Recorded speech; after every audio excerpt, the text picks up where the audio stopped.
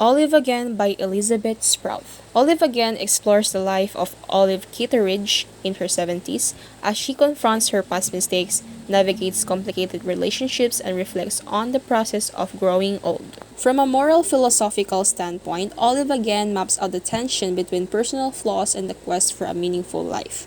Olive Kitteridge's biting, often bristling personalities forces the reader to confront the question of whether personal virtue is defined by kindness or if authenticity, no matter how flawed, holds moral value. Even in those moral failings, the book promotes that there is dignity in self-awareness and growth. As says Strauss, moral worth is dynamic, and a person achieves moral strength with vulnerability, emphatisation, and the guts to change and get out of the biased thinking.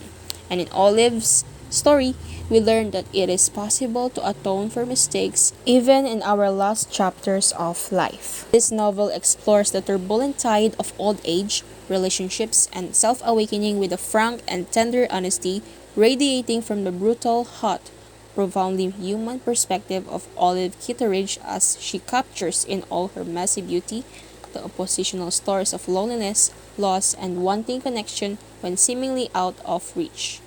We see from each of the small outlines the beauty and complexity in Olive's characterization.